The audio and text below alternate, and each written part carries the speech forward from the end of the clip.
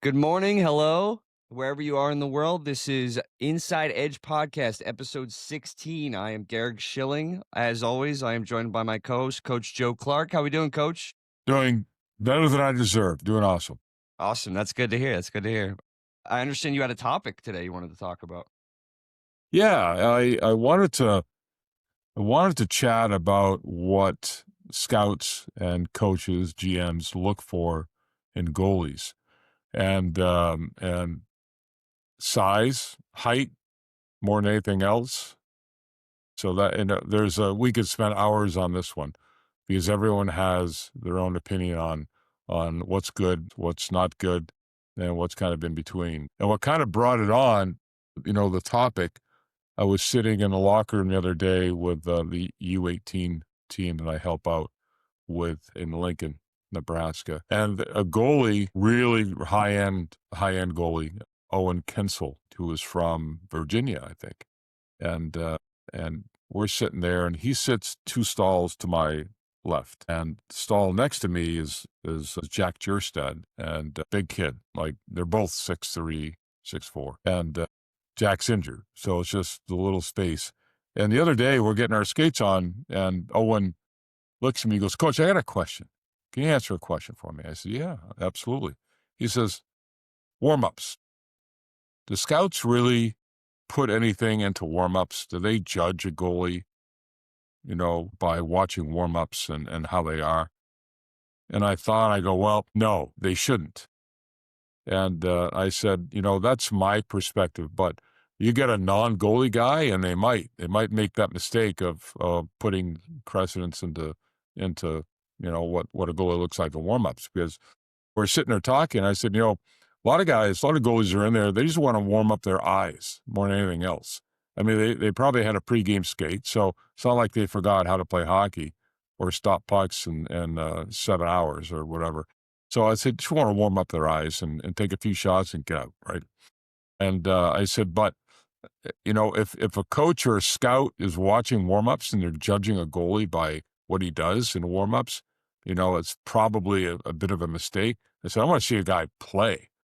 I want to see how he stops the puck. I want to see his instincts.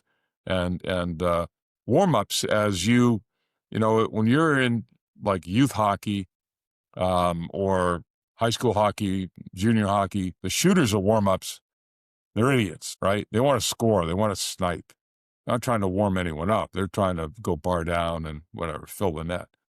And as you get older, you get into pro hockey mainly. No, they actually know what they're doing, and they're not trying to snipe. So you ever run into that, when you played? Yeah, no, I've seen it more so as a fan of the game, just watching warm-ups. And then playing myself. Like, I played goalie in high school, and it was exactly what you're talking about. Everyone in the warm-up lines trying to look sexy for the girl in the front row and snipe bar down. But when you get to the NHL level, you'll see a responsible guy on the team is usually putting it pad side low to try and set up a kick save so that another guy can get a rebound chance, that this guy gets somewhat of a realistic simulation of what the game he's about to play looks like, or the speed of it Yeah. looks like, I should say. Because you said Yeah. eyes, and that makes a ton of sense to me. When you get older, you get into pro hockey and guys start sniping, they're going to get shit for it. They are. Someone will say something to them, but it becomes more of a really good habit. A, they got to hit the net, right, and B, just try to get the goalie's hands warmed up. That's really, and his eyes. But anyway, getting back to Owen's question, I said some guys may get a feel for your ability to just watch your instincts or whatever. But warm-ups, you're not going to get a lot of that. You see your reflexes, that's about it. They're not going to see you skate. They're not going to see you, post load or anything like that. So, they shouldn't put anything into warm-ups. And his reaction was like, "Phew, good," but some guys, it goes into your mindset as a goalie, what you want to accomplish in warm-ups. And it should just be just to get loose and get a feel and get ready to go. You can literally step on the ice from the locker room, get on the ice, drop the puck and go. And it shouldn't make any difference. Right. So I think and we've talked about it before, the fact that I think Tortorella, when he was in, I think Philly maybe, tried to really get rid of pregame skates. and or making it optional. Some guys have a routine and they get there and they want to feel the ice, feel the wax. Most goalies don't want to do it unless they're not playing that night, and then they'll go out and take some shots. But a starting goalie, for the most part, you got to get your equipment dry. It's just I think the whole thing is unnecessary. Pregame skates, unless you want to do it, you get out there and just mess around for a little while. I think that's fine. But to have like a practice and a pregame skate, I think is is stupid, for lack of a better word. Overkill. And some of it's superstition, which is a really bad thing to get into sometimes. But it is overkill. Have you forgotten how to play in the last 24 hours or 12 hours? But anyway, getting back again into Owen's question about what scouts look for, we will watch, warm-ups just to get a feel, but, no one's going to judge or should judge a goaltender's ability just through warm-ups, which brings me to our next kind of semi-topic here is size. And, the bottom line is you got to find a guy that stops pucks, and the flashier you are, usually, the odds are going to grow against you because it typically means you're a little bit out of position. If you're the guy doing the windmill saves and stacking the pads and things like that, it means you're in a desperate situation and you put yourself in a desperate situation. So the guys that make it look easy are the guys that really are the guys to watch. So height, what's the perfect height? I know the average height in the NHL is 6'2". And when I scouted with New York, we had a rule, I was told. So we don't even look at a goalie under 6'2". We don't even give them the time of day. And which, okay, that's their policy. There's plenty of good goalies You under. said you said that was the Rangers, coach?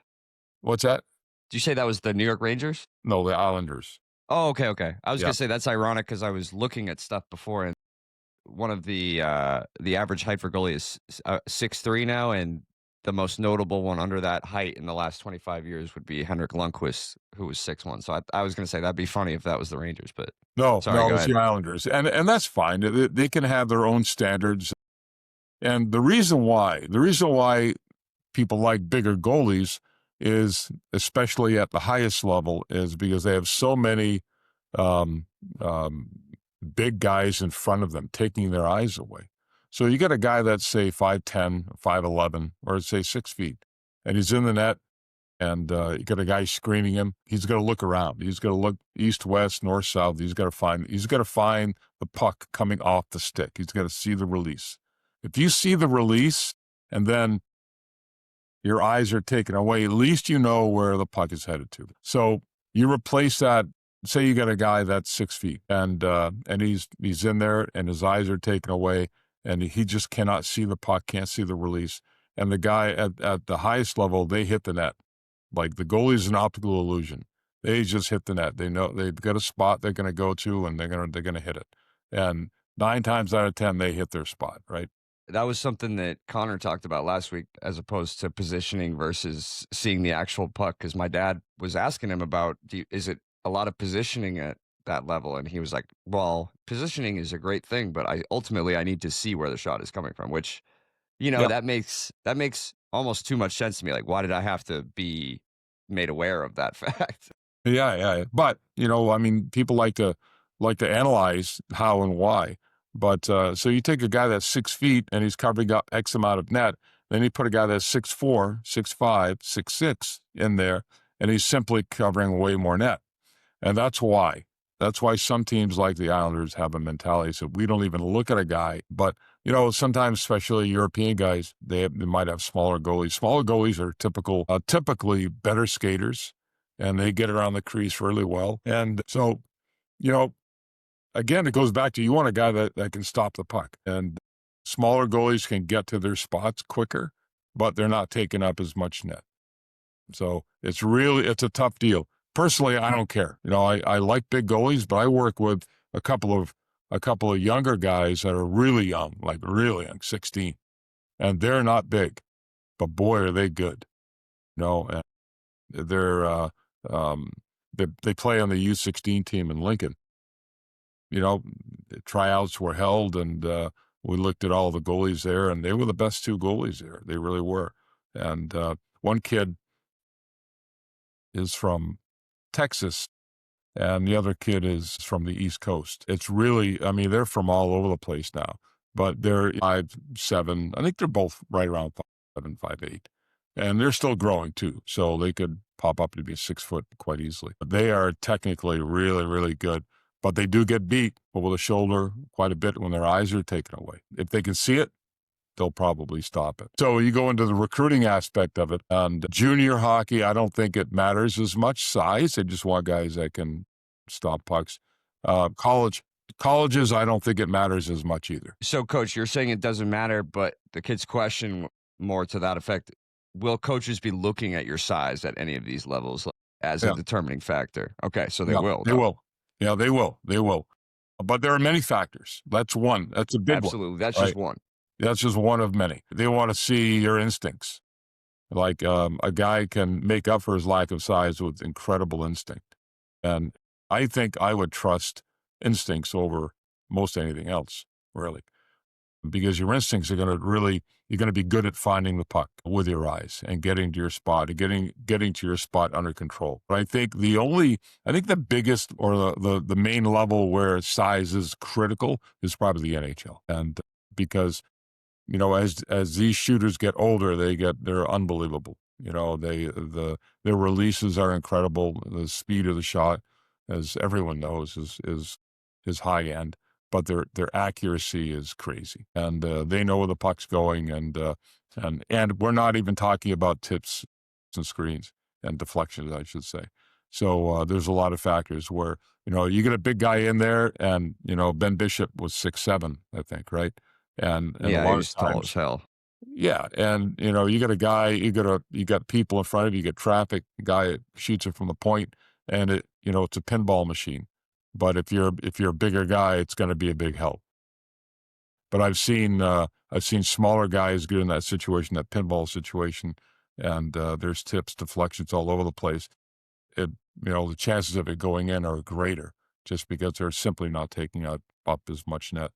But I don't dislike small goalies whatsoever. I love them actually because typically they have a ton of energy, and they play the game hard and they love it. Yeah, So the odds are stacked against them a little bit, but they're if they want to play college hockey, they're gonna have as great of an opportunity as anyone is.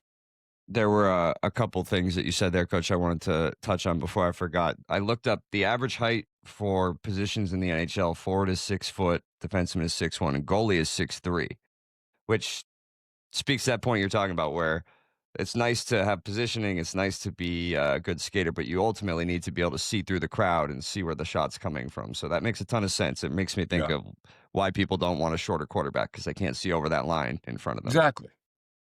That makes sense. But there are some teams out there that will have a shorter quarterback because they can make plays. So, Yeah, yeah, you're going to exactly. live And with, then just on the note, yeah, there are a couple of goalies who are under 6 feet that match that bill. Grant Fuhr was 5'10", UC Saros is 5'11", and my guy Tim Thomas was also 5'11". They're also little water bugs. Like they are tireless people. I didn't know Tim Thomas was 5'11". I assumed he was 6'2", and here's another thing, Gary, that we have some goalies that are huge and play small, if that makes any sense. Like What do they, you mean by that? they Elaborate get on that, into a coach. deep crouch, really deep crouch, super deep crouch, Okay. right? And we try to discourage them from doing it, but if that's their style, that's the way they play. That's the way they play. So we got to make sure they're aware of the gamble. And one of the goalies, Isaiah Canis, that I have in Lincoln, the 16-year-old from Dallas. He's like that. He started off this year playing pretty small, and he's not a big guy to begin with, so it's a bad combination. So that's a hard thing to fix. Say, hey, you got to stand up more. You got to be. But his crouch was so deep. He's like a loaded spring. You just want to get. So we tried a lot of video, a ton of video, and I know you have some of it. So we try to get him, make him realize and let him see exactly what net he's giving up. and he is slowly, slowly getting bigger and bigger, and he's playing bigger, and it's great to see. So his development has really come along nicely, and he's kind of broke. It's a very hard thing to break when you get a kid that really crouches. I saw an NHL goalie, and I wish I had paid attention, getting ready for a face-off, and he was so deep. I can't remember, but we'll find the clip somewhere. But that's their style, and it's really hard to change their style. But I kept telling Elijah that, hey, we're going to try to work on this really slowly, a little bit each day, and we're not going to do this overnight. And you can't make any changes to someone's game like where they hold their glove. You can't do it overnight. You got to make them aware of what net they're giving up and slowly, slowly, slowly make the change. And after a while, you know, they'll figure it out. But the best time to make changes in anyone's game is early in the off season. We have got most of the summer to work on it. And but these two guys, Colton Dean. I'm sorry, he's not from the East Coast. He's from Arizona. He's from Phoenix, and Elijah Canis on the U16. Very talented, very, very talented goalies. I have the video too if you want me to pull it up at any point, Yeah. coach. Yeah. That's a great example. So if you see the American flag in the back and a stone, the concrete wall, that's the big kid. His name is, I'm drawing a blank, Lenzy, Caden Lenz. All right. So this kid is the kid from Dallas. All right. Elijah Canis. Yep. See how small he is, right? Yeah. You could tell But when he you gets also down. watch him. You watch him, he's pretty freaking good. Right. And he's 16. So he's just a kid. There he is. A great example right there. Tough Right? break. Yep. I mean, great tip. Yeah, that's a great tip. But he's quick on his feet, and he knows the game pretty well, doing okay. He's got good bounce. Yeah. But that one tip in is a great example of how, if you're 6'4", that might hit you in the shoulder. Coach, Right. did you see this, by the way, before I click out of here? Yeah. He went around. Great job with his glove. Yeah, he knew That right was there. awesome. Yeah, that was yeah. That's How what about the other one? Did you see this? goalies are going to do that all the time now. So yeah, My goodness. that's awesome. So the other night at practice, the kid from Phoenix, Colton Dean, he really wants to learn how to stack the pads, right? And I said, that's nothing wrong with adding another tool to your toolbox, right? And I said, it's something you're not going to use very much unless it's a wide open net. You got to get there and got to get a lucky break. And then I found a highlight reel of like recent, and I'll send it to you, of guys stacking the pads. And he texted me after he watched it, and he was just so jacked. He wants to try it. And That's awesome. again, he's 16, but he's not a big guy. He's probably 5'7", 5'8", but very, very talented, technically really sound goalie, but a lot of energy. So as you move up into the college ranks, we're talking about recruiting. I don't think college recruiters care that much about height. I think if you have two guys that are equal, they both great stats, and the coach loves them both, the recruiter loves them both. The guy that's bigger is probably going to get more attention. But if you have a guy who's a little bit smaller and but a little bit better than the big guy, the better goalie is going to win out. College, I don't think it matters size. Either you can stop the puck or not, right? But when you get into pro, that's a little different. European hockey, they don't care. They don't care. They want, because in Europe you got to skate. The ice a lot wider, right? And it's just the whole game is totally different. It's actually built, I think, for smaller goalies better, just because of the way they play. That was definitely my initial theory about it coming in as a 15-year-old kid and becoming a fan of the Bruins. And like I said, Tim Thomas was 5'11", and I watched him waterbug his way all around the blue paint for a couple of years. And it was like, that's got to be easier that he's 2 inches Yeah. shorter than me. Like, that makes the world of difference. He was just a great athlete. Like, he was a good Yeah. skater and a freak, and he defended his net like it was like a battle out there every night, like a true fight. Yep. And that's what you have to do. You have to have that fire in you, and it takes a lot of energy. And then the grind kicks in over a long season. So it's not that easy. But I've seen, back to the height thing, Gary, I've seen so many big goalies that were just awful. and it just so just because you have great height, it doesn't guarantee you anything. You still have to, actually the bigger you are, there's a guy Islanders had, a Finnish goaltender maybe 10, 12 years ago who was in the American League at the age of 19. And I remember watching him in Bridgeport, and he was huge. I think he was 6'8", maybe. But there was so much daylight. Like he was so big and, between the arms and just low below the blocker, low glove, just so much daylight, so much room to get beat. And it took him a long, long time. And so there's no guarantee. And he did play in the NHL a little bit eventually, but not really more in Europe than anywhere else. But being a big goalie doesn't guarantee anything. It all comes down to your instincts, your athleticism and your instincts and your Absolutely. ability to stop the puck. That's it. That's I told you my dad and I were talking about size in sports last night, and he has a pretty good apt comparison. At the end of his career, he played with a guy named Dustin Pedroia, who was for his There you go. entire life told he was too short to play the game, There too you short to go. do this, too short to do that. And it really boils down to I mean, I grew up, there was a kid that was almost 7 feet tall in my high school who played hockey, but he was Bambi on skates. He wasn't comfortable in his body. He wasn't We're coming to a new day and age where kids are three-sport athletes from the time they're 9 years old, and they're getting comfortable in their body, whether they're 5'10" or 6'10", like, they Yep. are. You Yep. look at the NBA, Victor Wembanyama is 7'4", 7'5", and he moves like he's 6'5", like, Yeah. ath athletes are getting better and better all the time, it's clear across all sports, whether you watch hockey or not, and one of the things that we talked about last night was that and you've just said it there, it's like will, it's desire, it's Yeah. athleticism, it's comfortability, it's all of these factors that, your any of your goalies might ask, do they really pay attention to height? And while you have to answer yes, you also have to take that with the But fact that it's maybe 10th on the list of things that they're looking for in your game or your physical build or so I've got a story that ties into that. The kid Colton Dean that I mentioned, the kid from Phoenix, he's trying out for this Lincoln Stars U16 team, right?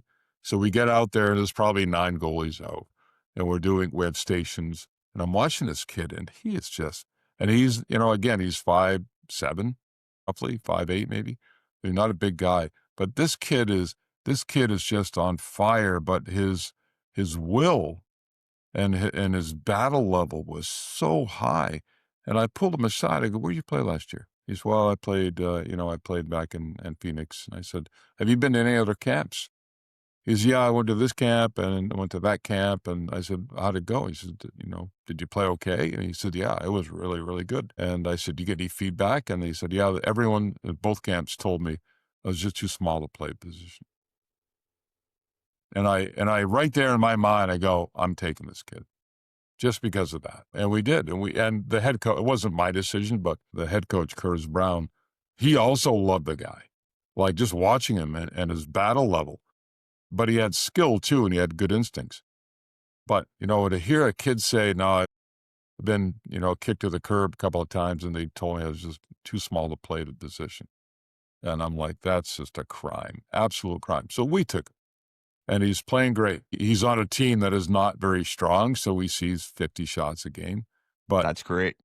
yeah, and I tell both of these kids, these goalie partners, and they're great partners too, Elijah Kennis and Colton Dean. I said, you have to look at this. It's not about wins and losses. The value you're getting out of this season is like you can't measure it because this is like, and you have to look at it like this as one big long practice session. So these games are just simply practice. That's all it is for your next level. How many times, if you play junior hockey, does anyone give a rat's ass about what you did when you were 16 or your stats? It doesn't matter. It doesn't matter at all. So don't get wrapped up into that. And their attitudes have been phenomenal. I think they've won one game all year long, but it's not a strong team in front, and they're short players too. But it's great development for the goalies. So mentally, they got to keep it together because a lot of 16-year-olds would just become completely unwound. You could beat 8-0 and you haven't won a game and blah, blah, blah. But these 2 kids have really kept it together. You get separated very easily from the fact as a kid that this is not your whole life yet. This isn't your job. It's not your career yet.